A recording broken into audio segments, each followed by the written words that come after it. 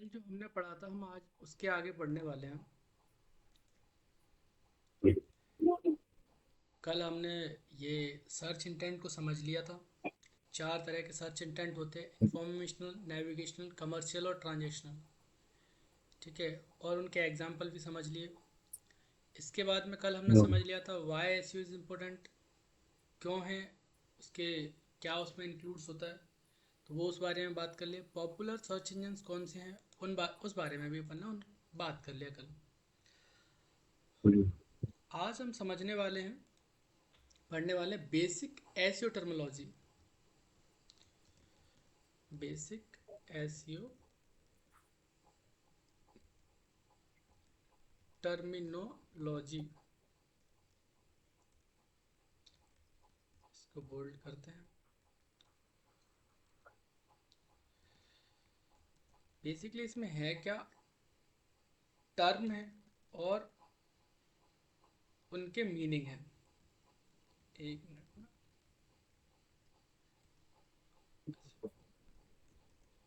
Meaning है। ठीक है, यहाँ पर अपन टर्म लिखेंगे। थोड़ा इसको इधर कर देते हैं।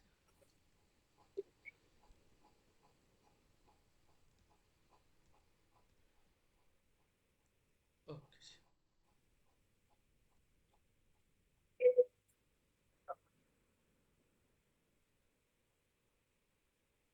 पहला टर्म है सर्च इंजन। पहला टर्म है SERP।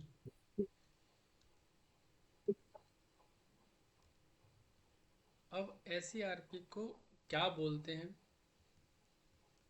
Search engine result page. ठीक है, दूसरी हमारी जो टर्मिनोलॉजी है वो है कीवर्ड। कीवर्ड क्या होता है? एक वर्ड और फ्रेज होता है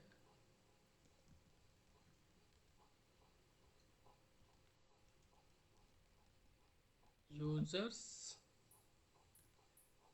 सर्च। एक यूजर है, हाँ एक मिनट। तो बेसिकली हम बेसिक टर्मिनोलॉजी को पढ़ने वाले हैं आज, है ना। तो टर्म क्या है और उनके मीनिंग क्या है, इस बारे में हम बात कर रहे हैं। तो पहले हमने समझा SERP क्या होता है। तो SERP search engine result page होता है। कीवर्ड क्या होता है? एक वर्ड और फ्रेज होता है जो यूज़र द्वारा सर्च किया जाता है सर्च इंजन पर। ठीक है, इसके बाद में हम बात करेंगे इम्प्रेशन की। इम्प्रेशन क्या है? इम्प्रेशन है your page appeared in search result. Impression क्या है? जो आपका सर्च रिजल्ट पेज है उसमें आपका पेज कितनी बार आया हुआ है, उसको इम्प्रेशन बोलते हैं। क्लिक की अगर हम बात करें कि क्लिक क्या है, यूजर क्लिक्ड योर रिजल्ट। ठीक है, इम्प्रेशन क्या है कि आपके जो वेबसाइट है या जो रिजल्ट है वो उस SERP में कितनी बार दिखा है, और उस क्लिक क्या है, उस पर यूज़र ने कितनी बार क्लिक किया है। मतलब आपका वो दिखा हो उस पर, और क्लिक्स कितने हुए हैं। आगे जब हम सर्च कंसोल के बारे में पढ़ेंगे तो वहाँ पर आपको ये क्लियरली समझ में आएगा कि ये कैसे दिखता है। ठीक है, इसके बाद में एक टर्म टर्म आता है CTR, click through rate. Click through rate. इसके बाद हम पढ़ने वाले हैं बाउंस रेट के बारे में। बाउंस रेट क्या होती है? Bounce rate,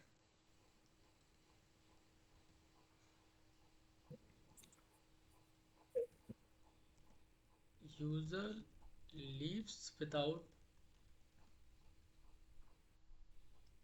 further interaction. Interaction. Bounce rate क्या हुआ कि यूज़र आया और उसने ज़्यादा कोई इंटरेक्शन नहीं किया और उसके बाद उसने सीधे ही जो है ना वेबसाइट से बाहर चला गया, तो इससे क्या होता है, वेबसाइट की बाउंस रेट बढ़ जाती है। ठीक है, ये है क्रॉल।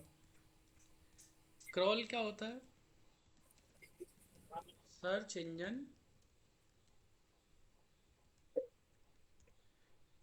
Discovers pages. क्रॉल क्या हुआ कि सर्च इंजन ने वो पेज जो है ना उसको मिल गए हैं। ठीक है, उसके बाद में है नेक्स्ट टर्मिनोलॉजी हमारी इंडेक्स। इंडेक्स का मतलब क्या होता है? Search engine store pages. जो पेज उसने कब डिस्क सॉरी क्रॉल किए थे, जो पेज उसको मिल गए थे, अब उसने क्या है अपने डेटाबेस में स्टोर कर लिए हैं। नेक्स्ट है रैंकिंग।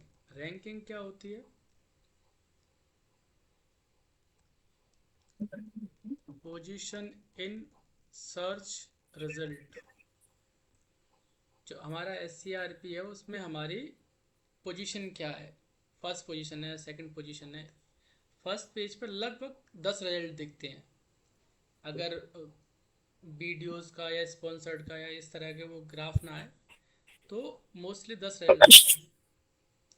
ठीक है, रैंकिंग के बाद में हमारी जो नेक्स्ट टर्मिनोलॉजी है वो है बैकलिंक। बैकलिंक का मतलब क्या होता है? Link from another website. Yes. किसी दूसरी वेबसाइट से हमको लिंक मिल रही है, उसको हम बैकलिंक बोलते हैं।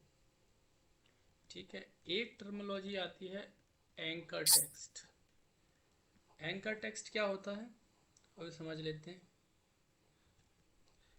वो होता है क्लिकेबल टेक्स्ट ऑफ लिंक, माने कि कुछ भी वर्ड है, जैसे ये है, एग्जांपल ले लेते हैं, इस पर हाइपर करके नहीं, कुछ भी लिंक लगी है, जैसे यहाँ पर ये एक लिंक लगाने का ऑप्शन है इस पर, तो जो मैं लिंक लगाऊंगा और जब इस पर क्लिक करूंगा तो वो लिंक ओपन हो जाएगी। ठीक है, इसके बाद में हम बात करते हैं कैनोनिकल यूआरएल। Canonical URL.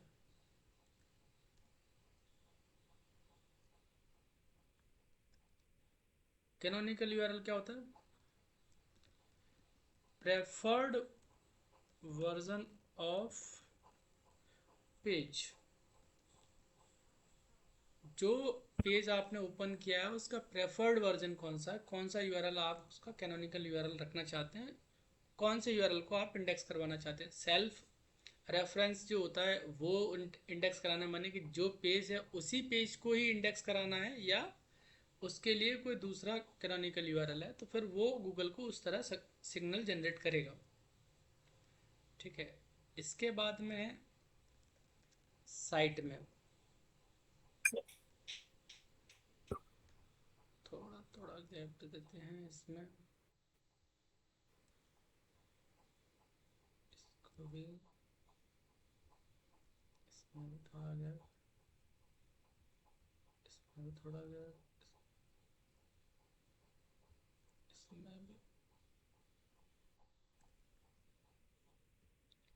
यहाँ भी थोड़ा गैप रखते हैं, यहाँ भी थोड़ा गैप रखते हैं, और यहाँ भी थोड़ा गैप रखते हैं, यहाँ भी थोड़ा गैप। अब ये थोड़ा ठीक दिख रहा है। ठीक है, साइट मैप के बारे में पढ़ रहे थे। साइट मैप क्या है?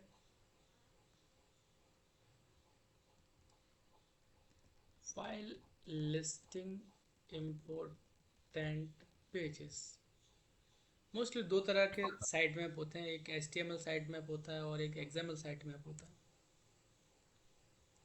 ठीक है, अब हम बात करते हैं रोबोट TXT की। Robots dot T x T. Robot dot T x T क्या है? Instruction of search engine crawlers. जो हमारी पेज को ये जो क्रॉलर्स होते हैं ना, ये क्रॉल इस टाइम पर जो वेबसाइट के बोर्ड्स, सॉरी सर्च इंजन के बोर्ड्स या क्रॉलर्स आते हैं, उनके लिए इंस्ट्रक्शन होते हैं कि आपको कौन सा पेज इंडेक्स करना है, कौन सा नहीं करना है, किस पेज पे जाना है। तो आप उनको मना कर सकते हो, तो बोट आपको उस पेज को क्रॉल नहीं करेंगे। तो ये हमने बेसिक टर्मिनोलॉजी जो है ना, वो हमने देख लिए, समझ लिए, पढ़ लिए। ठीक है, इसके बाद में हम एक फैक्टर और पढ़ने वाले हैं कि गूगल के रैंकिंग फैक्टर्स क्या होते हैं।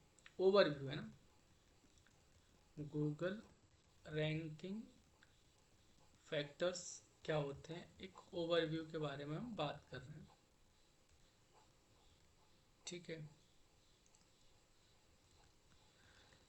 कई सारे होते हैं। सम ऑफ द मोस्ट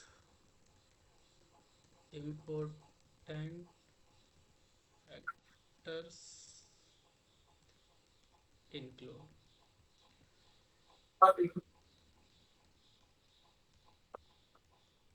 कुछ फैक्टर्स की हम बात कर रहे हैं नीचे। ठीक है, एक एक करके बात करते हैं। पहला है हाई क्वालिटी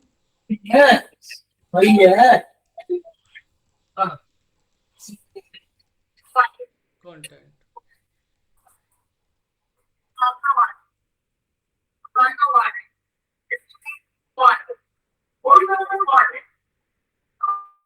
राहुल, आपकी बैकग्राउंड आवाज आ रही है, उसको थोड़ा एक सेकंड भैया, एक सेकंड। ना। दूसरा है सर्च इंटेंट अलाइन अलाइनमेंट। ठीक है, सर्च इंटेंट के बारे में भी हमने अभी इससे पहले पढ़ा था, उसमें समझा था कि सर्च इंटेंट क्या है। तो सर्च इंटेंट आपकी सही होनी चाहिए, माने कि अगर आपकी वेबसाइट इंफॉर्मेशनल कंटेंट पे काम करती है, ब्लॉग्स तरह का काम करती है, आपका ब्लॉगिंग का काम है, और आप जो है ना कीवर्ड जो है ना ट्रांजेक्शनल कीवर्ड यूज़ कर रहे हो या दूसरे कीवर्ड्स यूज़ कर रहे हो, तो वो आपको उतना हेल्प नहीं होगा, आपकी इंटेंट सही नहीं है। सेम रेलिवेंस कीवर्ड्स ना, रेलिवेंस कीवर्ड्स आपको टारगेट करने। पेज एक्सपीरियंस कैसा है। ठीक है, इसके बाद मोबाइल रिस्पॉन्सिव होना चाहिए।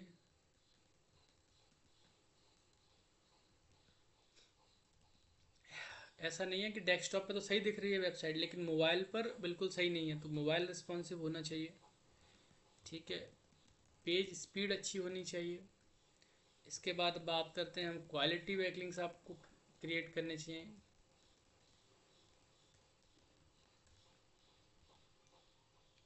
क्वालिटी बैकलिंक्स के बाद में हम बात करते हैं इंटरनल लिंकिंग्स। इंटरनल लिंक्स अच्छे होने चाहिए आपकी वेबसाइट में। इंटरनल लिंकिंग है एक्चुअली, इंटरनल लिंकिंग मतलब एक पेज दूसरे पेज से सही कनेक्टेड हो। ठीक है, आपकी वेबसाइट HTTPS सिक्योरिटी होनी चाहिए उसकी। ठीक है, इसके बाद उसमें स्ट्रक्चर डेटा होना चाहिए, स्ट्रक्चर डेटा होना चाहिए। ठीक है,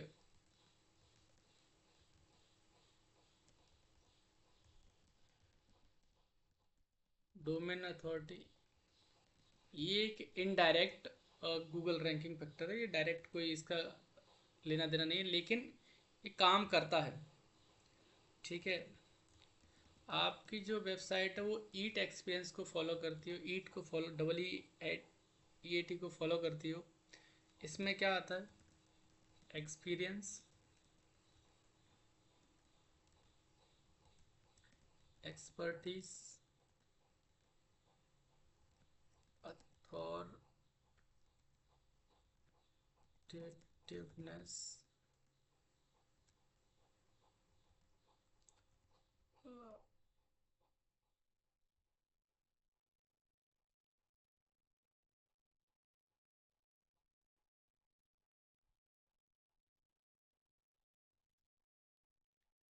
अथॉरिटेटिवनेस, और एक और आता है इसके बाद ट्रस्ट वर्दिनेस।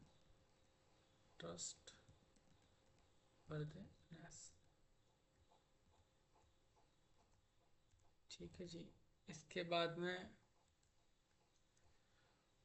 फ्रेश कंटेंट,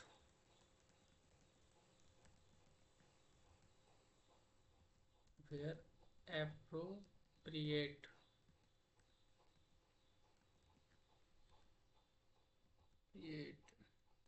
है ना। फ्रेश कंटेंट जहाँ पर हम उसको ऐड कर सकते हैं। अब कई सारी चीज़ें हैं जो बदली नहीं जा सकती, जैसे एसईओ क्या है या कोई भी चीज़ के बारे में आप लिख रहे हो, वो तो सेम ही कंटेंट रहेगा, लेकिन कुछ उसमें और ऐड ऑन हो सकता है जो दूसरी वेबसाइट्स पर नहीं है।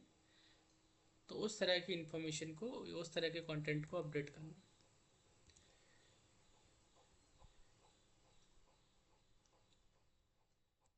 ठीक है, एक चीज़ और पढ़ लेते हैं, रिकमांडेड एसईओ टूल्स। ठीक है, इसमें पहले फ्री टूल्स देख लेते हैं अपन। फ्री टूल्स कौन कौन से हैं। तो फ्री टूल में हम आएंगे तो हम बात करते हैं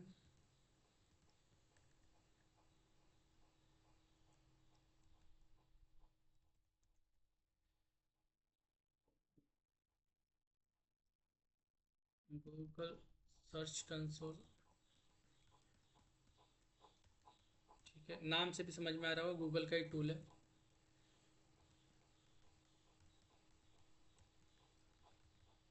ठीक है, इसके बाद में गूगल एनालिटिक्स 4।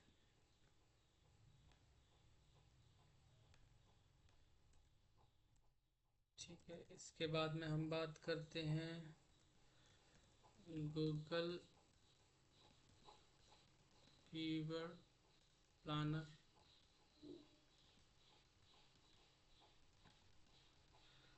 इसके बाद में बात करते हैं गूगल ट्रेंड की।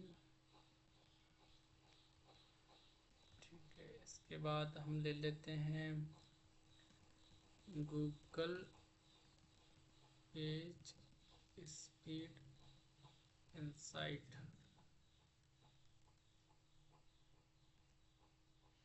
और इसके बाद नेक्स्ट फ्री टूल हमारा गूगल रिच रिजल्ट टेस्ट। ठीक है, और इसके बाद अगर हम पेड टूल्स में बात करें,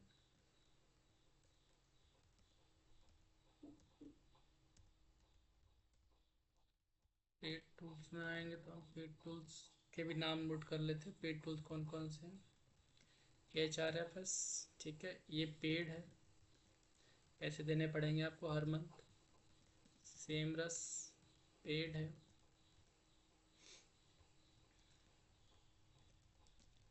screaming Frog, screaming frog, Screaming Frog. इसमें एक चीज़ है, 500 URLs तक फ्री है।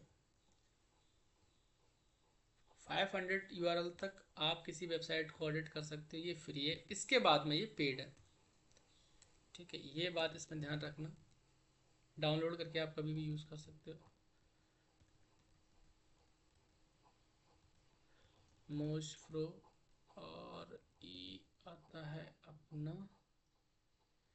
ठीक है, यहीं तक रखते हैं। ये सारे पेड टूल हैं। ठीक है, समझ लेते हैं एक बार आज हमने क्या पढ़ा है। बेसिक टर्मोलॉजी के बारे में पढ़ा। 14 टर्मोलॉजी थी, जिनको टर्म्स से जिनके बारे में हमने समझ लिया उनके मीनिंग क्या होते हैं। ठीक है, उसके बाद गूगल के रैंकिंग फैक्टर्स जो होते हैं उनका ओवरव्यू क्या है। तो ये वो रैंकिंग पोस्टर है जो एक फैक्टर्स हैं जो मोस्ट इंपॉर्टेंट है ना। इसके बाद हमने समझ लिया कि कौन से ऐसे टूल्स हैं जो फ्री हैं और पेड हैं। ठीक है, ये सारे फ्री हैं, ये सारे पेड हैं। एक एक्सेप्शन है स्क्रीमिंग फ्रॉग के साथ में कि वो 500 यूआरएल तक फ्री है, उसके बाद में पेड है। अगर किसी वेबसाइट में 500 यूआरएल से ज़्यादा यूआरएल है तो फिर वो उसमें नहीं क्रॉल होंगे उनकी। ठीक है। तो आज का सेशन यहीं तक।